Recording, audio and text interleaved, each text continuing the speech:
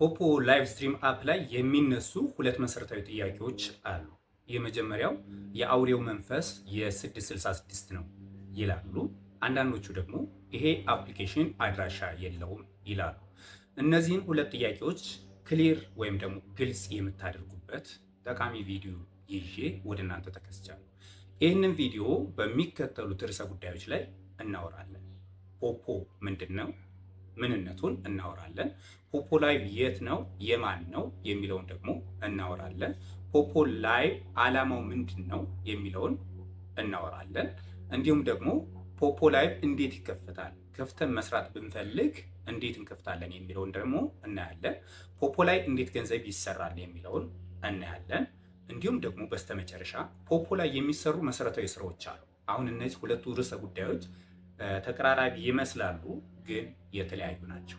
ፖፖ ላይ እንዴት ገንዘብ ይሰራል የሚለው ሌላ ነው። ፖፖ ላይ የሚሰሩ መሰረታዊ ስራዎች በ24 ሰዓት ውስጥ የሚተገበሩ መሰረታዊ ስራዎች አሉ። ስለዚህ እነዚህን ርዕሰ ጉዳዮች እንሸፍናለን። ስለዚህ ዋና ዋና ብለን የጠየቅናቸው መጀመሪያ ላይ የጠየቅናቸው ጥያቄዎች የ666 ነው የሚለውን እና አድራሻው የት ነው የሚለው ሁለት ጉምቱ የሆኑ ጥያቄዎቹን በእነዚህ ውስጥ እንመልሳለን ማለት ነው። ስለዚህ እናንተ በዚህ ቪዲዮ እንደምታተርፉበት በጣም እርግጠኛ ስለሆንኩ ይህንን ቻናል ሰብስክራይብ አድርጋችሁ ጀምሩ። ፖፖ ላይቭ እንደ ዩቲዩብ፣ እንደ ቲክቶክ፣ እንደ ፌስቡክ፣ እንደ ኢንስታግራም፣ እንደ ስናፕቻት ልክ እንደ ሌሎች እንደ ትዊተር ያለ ሶሻል ሚዲያ ነው። ነገር ግን የሚያዘነብለው ምንድን ነው? ላይቭ ስትሪም እናደርጋለን። ላይቭ ስትሪም እናደርጋለን ማለት ቪዲዮ ኢዲት ሳይደረግ ሪል ታይም አክት እናደርጋለን። ላይቭ ላይ ተቀምጠን ሰዎቹን ልክ በቪዲዮ ኮል ኢትዮጵያ ውስጥ ናችሁ ካናዳ ያለውን ዘመዳችሁን ወይም ደግሞ ኢትዮጵያ ውስጥ በቪዲዮ ኮል እንደምታወሩት በቪዲዮ ላይቭ ላይ ላይቭ ስትሪም የምናደርግበት አፕሊኬሽን ነው ማለት ነው። ስለዚህ ይሄ አፕሊኬሽን ከሌሎች ሶሻል ሚዲያዎች ለየት የሚያደርገው ማንም ሰው ልክ አፕሊኬሽኑ እንደከፈተ ከገንዘብ ጋር መነካካት መቻሉ ነው። ምንም ፎሎወር ሳያስፈልገው ፌስ አውተንቲኬሽን ሰጥቶ ትክክለኛ ቬሪፋይድ የሆነ አካውንት ከፍቶ ምን ማድረግ ይችላል ማለት ነው? ገንዘብ መስራት ይችላል ማለት ነው። ይህን ያደረገበትን ምክንያት ብዙ ሶሻል ሚዲያዎች አሉ። አሁን ዩቲዩብ አለ፣ ፌስቡክ አለ፣ ትዊተር አለ፣ ኢንስታግራም አለ። በጣም ብዙ ሶሻል ሚዲያዎች አሉ። ስለዚህ አዲስ ነው ግን ተወዳዳሪዎች አሉበት። ተወዳዳሪዎቹን ለመብለጥ ምን አደረገ ማለት ነው? ማንም ሰው ምንም ፎሎወር ሳያስፈልገው ገንዘብ መስራት መቻሉ ነው። ስለዚህ ይሄ ከሌሎች ሶሻል ሚዲያዎች ለየት እንዲያደርገውና በብዙዎች ዘንድም የአውሬው መንፈስ ወይም ደግሞ የ666 ነው ተብሎ እንዲጠረጠርም አድርጎታል። ዳሩ ግን አይደለም። ስለዚህ ስናወራ ሊንኮቹን ከስር አጋራላችኋለሁ።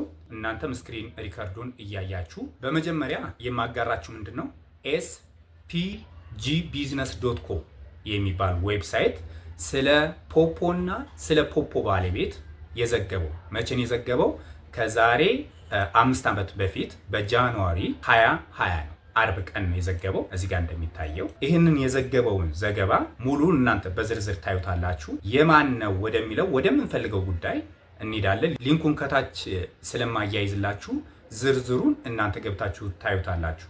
ኮርፖሬት ፕሮፋይል ይልና ኦፍ ቪሾ ፒቲኢ .ltd ይላል ማለት ነው። ሬጂስትሬሽን ታይፕ ይላል ኤክሰምፕት ፕራይቬት ካምፓኒ ሊሚትድ ባይ ሼርስ። ስለዚህ ሼር ካምፓኒ ነው ማለት ነው። ይህንን ካምፓኒ በኋላ በራሱ ዌብሳይት ገብተን የምናየው ይሆናል። ስለዚህ አፕስ ባይ ቪሾ አፕ ስቶር አፕስ ኦንሊ ይልና ፖፖ ኦንላይን ቪዲዮ ቻት ኤንድ ሚትስ የሚል አለ። ሌላ ደግሞ ቪሾ ላይፍ የሚል ሁለት ካምፓኒዎችን። ይሄ ጽሁፍ የተጻፈው መቼ ነው? እንግዲህ ከዛሬ 5 ዓመት በፊት በጃንዋሪ 17 2020 ፍራይዴ ነው የተጻፈው። ይሄ ፖፖ ላይቭ ስትሪም የማን ነው ማለት ነው? የቪሾ ነው ማለት ነው። ስለዚህ እናንተ ደግሞ ጎግል ላይ ቪሾ ብላችሁ ሰርች አድርጉና ቪሾ ምንድን ነው የሚለውን እዚህ ዌብሳይት ላይ ገብታችሁ ማየት ትችላላችሁ። ቪሾ ይላል። ይህንንም ሊንክ ከታች አስቀምጬላችኋለሁ። ቪሾ ቴክኖሎጂ ኮኔክት ቱ ዘ ወርልድ ኮኔክት ቱ ዘ ፊውቸር። ይሄ ሞቶ ነው። ቱ ኢንስፓየር ኤቭሪ ኢንዲቪጁዋል ቱ ሼር ዘ ዩኒክ አይዲያ ይላል። ከዛ ቪሾ አገሩ የት እንደሆነ ሄድኳርተሩ የት ቪሾ ቴክኖሎጂ ዋዝ ኢስታብሊሽድ ኢን ይልና 2021 ይላል። ከዛ ሄድኳርተር ወይም ደግሞ ዋና መስሪያ ቤቱ የት ነው? ሲንጋፖር ነው ማለት ነው። ከዛ ከ10 በላይ ቲሞች እንዳሉት ኢንዲያኖች አሉበት፣ ፊሊፒኖች አሉበት፣ ቪየትናሞች አሉበት፣ ሚድል ኢስት እንዲሁም ደግሞ አፍሪካኖቹ አሉበት ማለት ነው። ስለዚህ ይሄ አፕሊኬሽን ለቪሾ መሆኑን በዚሁ ማስረጃ ማየት ይቻላል። ሙሉን እናንተ ማንበብ ትችላላችሁ። እዚች ጋር ዓላማውን ቀለል አድርገን ዝም ብለን በበራሪ ወረቀት ለማዘጋጀት ሞክረን ነበር። ስለዚህ ዓላማው ምንድነው? የዓለም ሀገራት ማገናኘት ነው ይላል። እውነተኛ ማህበራዊ ትስስር መፍጠር ነው ይላል። ሰዎች ማዝናናት ነው ይላል። ሰዎች ታለንታቸውን እንዲያወጡ ማድረግ ነው ይላል ማለት ግን አሁን ይውላችሁ ትክክለኛ ግቡ ግን ምንድነው? ገንዘብ መስራት። ልክ ምን ማለት መሰላችሁ? አንድ ሆቴል ጣፋጭ ምግቦችን አቀርባለሁ ይላል። ጣፋጭ መጠጦችን ወይም ደግሞ ንጹህ መጠጦችን አቀርባለሁ ይላል። ስለዚህ የሚያቀርበው ለማን ነው? ለከስተመሮቹ ነው አይደል? የሚያቀርበው ከስተመሮችን ብቻ ታሳቢ አድርጎ ነው አይደለም። እንዴት አድርጎ መሰላችሁ? እሱ ለከስተመሮች ይህን አገልግሎት ሲሰጥ ከስተመሮች ደግሞ ባክ ፔይ ያደርጉታል ማለት ነው፣ ይከፍሉታል። ያንን አገልግሎት ያገኙበትን ተመጣጣኝ ክፍያ ምን ያደርጋሉ ማለት ነው?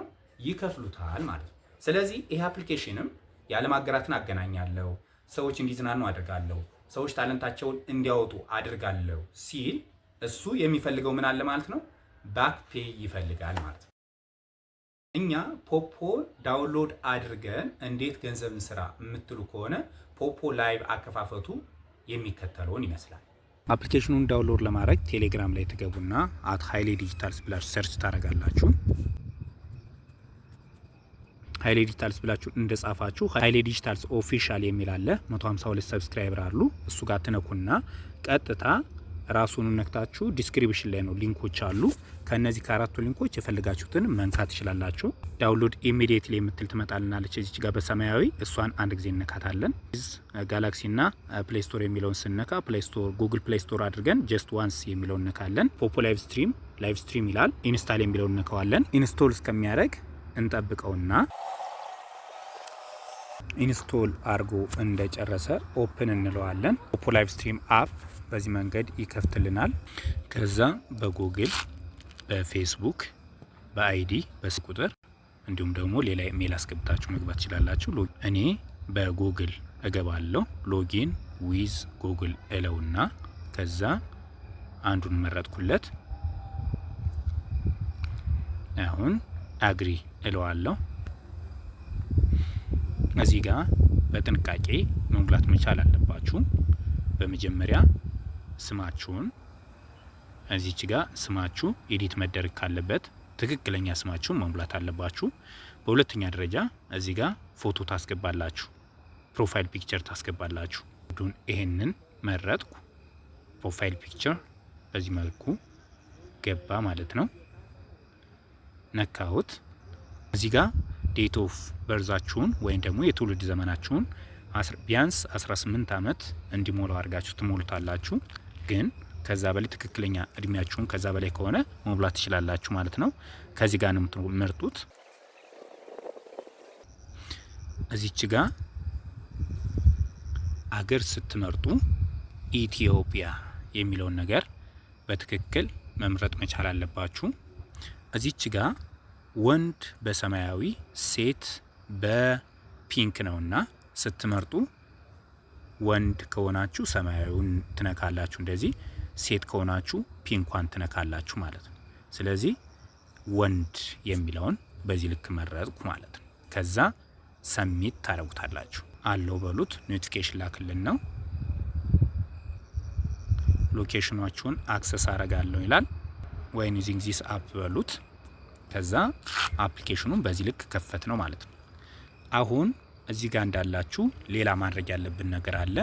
ከታች እነዚህ 5 ምልክቶች አሉ። ወደ ቀኝ ዳር ትሄዱና ይችን የአምፖል ምልክቷን አንድ ጊዜ ነካ ታደርጋላችሁ። ከዛ ስማችሁ እዚች ጋር ይመጣል። ወደ ታች ወረድ ትሉና እዚች ጋር ማይ ኤጀንሲ የምትል አለች። እሷን አንድ ጊዜ ነካ ታረጓታላችሁ። ይኸውላችሁ እዚህ ጋር በትክክል ፕሊስ ኢንተር ኤጀንትስ አይዲ የሚለው ጋር በትክክል ይሄን ቁጥር ማስገባት መቻል አለባችሁ። በጥንቃቄ ነው ማስገባት መቻል ያለባችሁ። 44 28 65 13 ከዛ ፕሊስ ኢንተር ኤጀንትስ አይዲ የሚል አለ። ይችን ሰማያዊን ነካ ታረጓታላችሁ። ከዛ ኮንፊርም ታረጉታላችሁ ማለት ነው። ኮንግራጁሌሽን እንዳለ ወዴት ነው የምትመለሱት? ይችን አይ ዋንት ቱ ኩዊት የምትሏን በፍጹም እንዳትነኩ። ወዴት ነው መመለስ ያለባችሁ? ይችን ወደ ቀኝ ላይ ጫፍ ያለችዋን ቀስቷን ተጭናችሁ ወደ ኋላ አንድ ጊዜ ትመለሳላችሁ። አንድ ጊዜ ባክ ብላችሁ እንደተመለሳችሁ አሁንም ትንሽ ወደ ላይ ትሄዱና እዚች ጋር AUTH የምትል ወይም አውት የምትለዋን ሰማያዊ ኮከቧን አንድ ጊዜ ነካ እናረጋለን። ፌስ አውተንቲኬሽን ብሎ ጎ ይለናል። በዚህን ጊዜ ምን እናረጋለን? አፕሎድ ፎቶ ኦፍ ዮር ሰልፍ የምትላለች። መጀመሪያ ቀጥ ብላችሁ የተነሳችሁት ጉርድ ፎቶ ታስገባላችሁ። ኖርማሊ የእናንተ መሆን አለበት፣ የሌላ ሰው ፎቶ እንዳታስገቡ። አፕሎድ እናረጋለን። አሁን እዚህ ጋር መረጥኩለት። በትክክል ምን አደረገ? ይሄው ገባ ማለት ነው። እዛ ስታርት ሰርቲፊኬት የምትለዋን ትጫኑና ምን ታደርጋላችሁ? ክብ ካሜራ ታመጣላችኋለች። እዚህ ክብ ካሜራ ውስጥ ጥቁር ውስጥ ፊታችሁን በትክክል ታስገቡና እዚህ ጋር አሻንጉሊቷ እዚች ጋር አሻንጉሊቷ የምታሳያችሁን ምልክት በድምጽም ታግዛችኋለች ታደርጉና ፌስ አውተንቲኬሽን ትሰጣላችሁ ማለት ነው። ፌስ አውተንቲኬሽን ከሰጣችሁ በኋላ ቅድም ያስገባችሁትን ቁጥር ይዛችሁ ትመጡና እዚች ጋር የሰርች ምልክት አለች። እሷን ነካ ታደርጉና 44 28 65 13 ከዛ ሰርች ታረጉታላችሁ። ከዛ ይሄ ስም ይመጣላችኋል። ይሄን ነካ ታደርጉትና እዚች ጋር በሰማያዊ የሰው ምልክት አለች። እሷን ነካ ታደርጋላችሁ ማለት ነው። ከዛ ከሱ ቀጥሎ ደግሞ ፓርቲ የምትላለች ይችን አንድ ጊዜ ነካ ስታረጓት ወደዚህ ይመጣላችኋል። ልክ እዚህ ጋር እንደመጣችሁ ኮሜንት መጻፊያ ነች። እዚች ጋር ትገቡና 3 ቁጥር ትጽፋላችሁ ማለት ነው። 3 ቁጥር እንደጻፋችሁ እኔን ስለምታገኙኝ በደንብ ስለ አሰራሩ አሳያችኋለሁ ማለት ነው። እዛው እንገናኝ። ይውላችሁ ፖፖ ላይ ስትመጡ በሁለት መንገድ ገንዘብ ትሰራላችሁ። የመጀመሪያው የራሳችሁን ኮንተንት ልክ ዩቲዩብ ላይ ኮንተንት ክሬት እንደምናደርገው፣ ፌስቡክ ላይ ኮንተንት ክሬት እንደምናደርገው፣ ኢንስታግራም ላይ የራሳችንን ኮንቴንት እንደምናጋራው፣ ቲክቶክ ላይ ኮንቴንቶቻችንን እንደምናጋራው ሁሉ እዚህ አፕሊኬሽን ላይም ኮንተንት ይዘን እንድንመጣ ነው የሚፈለገው። ኮንተንቶቻችን ግን ወደ ምን ያዘነብላሉ? ላይቭ ላይ አክት እንድናደርግ ወይም ደግሞ ላይቭ ስትሪም እንድናደርግ ነው የሚፈለገው። ሪል ታይም አክት እያደረግ ጊፍቶቹ እንድንቀበል ነው የሚፈለገው። ኮንተንት ሲባል እዚሁ ጋር ስክሪን ላጋራ ፖፖ ላይቭ ኢትዮጵያ የሚል የፌስቡክ ገጹ አለ። አንዳንድ ያጋራቸውን ታለንቶቹን ላሳያችሁ። ይህንን ፕሌይ ብለው ጊፍት እየተሰጣት ነው። ላይቭ ላይ ግን ስሜት የሚሰጣትን ሙዚቃ ወይም ደግሞ እሷ በሌላ ሰዎች ሙዚቃ ምን እያደረገች ነው? ዳንስ እያደረገች ነው። በዚህን ጊዜ ጊፍተሮች ወይም ደግሞ የተዝናኑ እሷ ባደረገችው አክሽን የተዝናኑ ሰዎች ምን ያደርጋሉ ነው? ጊፍት ይሰጣሉ። ይኸውላ አክት እያደረገች ነው፣ ግን ጊፍቶች እየተሰጧት ነው። አብዛኛው የኛ ሀገር ሰዎች አክት እያደረጉት ያሉት ምንድነው? ሙዚቃ ነው። ስለዚህ ሰዎች ወይ ጋምብል ያደርጋሉ ወይም ደግሞ ጊፍት ይሰጣሉ ነው። ጊፍት ሲሰጡ ጊፍት የተሰጡት እነዚህ ሪል ታይም አክት የሚያደርጉት ሰዎች 70% ይደርሳቸዋል። አፕሊኬሽኑ ደግሞ 30% ይደርሰዋል ማለት። ስለዚህ ቅድም ትልቁ ግቡ ምንድነው ስንል ገንዘብ መስራት ነው። ይኸውላችሁ አላማዬ ምንድነው አለ ሰዎች ማዝናናት፣ የዓለም ሀገራት ማገናኘት፣ ታለንታቸውን አውጥቶ እንዲያሳዩ ማድረግ የሚል ነግሮናል አይደል? ይሄ አፕሊኬሽን ምንድነው የሚያደርገው? አገልግሎት ፈላጊ አሉ ወይም መዝናናት የሚፈልጉ ሰዎች አሉ እዚህ ጋር ደግሞ ታለንት ያላቸው ሰዎች አሉ። ስለዚህ ሁለቱን ያገናኛል። የሚዝናኑ ሰዎች ወይም መዝናናት ፈልገው የሚመጡ ሰዎች ለነዚህ ሪል ታይም አክት ለሚያደርጉ ሰዎች ጊፍት ይሰጣሉ። እነዚህ ሪል ታይም ወይም ደግሞ ፖፖ ላይ ኮንተንት ይዘው የመጡ ሰዎች ጊፍት ሲሰጣቸው 70% ሲደርሳቸው አፕሊኬሽኑ ደግሞ 30% ያገኛል ማለት ነው። ልክ ዩቲዩብ እንደሚያደርገው ዩቲዩብ 55-45 ነው። ዩቲዩብ ለዩቲዩበሮች 55% ይሰጣል፣ ለራሱ ደግሞ 45% ይሰጣል። በፐርሰንቴጅም በጣም የተሻለ አፕሊኬሽን ወይም ደግሞ ሶሻል ሚዲያ ነው ማለት ነው። አንደኛው የስራ ዘርፍ ይሄ። በምን መምጣት አልኩኝ? በኮንተንት። ስለዚህ ሙዚቀኛ መሆን መቻል አለብን ወይ ነው? አይደለም። ልታስተምር ትችላለህ። ቲክቶክ ላይ፣ ዩቲዩብ ላይ ወይም ፌስቡክ ላይ ያሉትን ኮንተንቶች ወደዛ መውሰድ ይቻላል። ከፐርሰናሊቲያችሁ ጋር የሚሄድ ኮንተንት ይዛችሁ መምጣት ትችላላችሁ። የሆነ ሰው ሰባኪ ሊሆን ይችላል።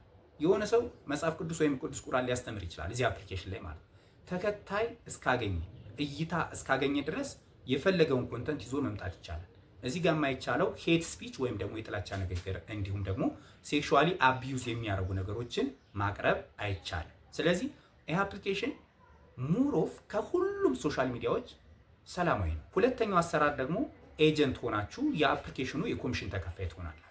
ኤጀንት ስትሆኑ በስራችሁ ሰዎችን ትመዘግባላችሁ። በስራቸው የመዘገባችኋቸው ሰዎች ይህን አፕሊኬሽን ታስረዷቸዋላችሁ። ስታስረዷቸው እነሱ የራሳቸውን ገቢ ነው የሚሰበስቡት። ኤጀንት ስር ተመዘገቡ አልተመዘገበም፣ ማንም ሰው እዚህ ፖፖ ላይ ስራ ሲሰራ 70-30 ነው። 70% ይወስዳል፣ 30% ለአፕሊኬሽኑ ይወስዳል ማለት ነው። አፕሊኬሽኑ ይወስዳል። ስለዚህ አፕሊኬሽኑ የኮሚሽን ተከፋይ የምትሆኑት እንዴት ነው? አፕሊኬሽኑ ካገኘው 30% ላይ 20%ቱን ይቀንስና ለኤጀንቶች እንደ ደረጃቸው። እንዴት ነው እንደ ደረጃቸው ማለት? ሌቭል ዲ ላይ የመጀመሪያ ኤጀንት የሆነ ሰው ሌቭል ዲ ላይ ነው የሚሆነው። ስንት ይከፈለዋል? 4% ይከፈለዋል። ሲ ላይ የሆነ 8% ይከፈለዋል።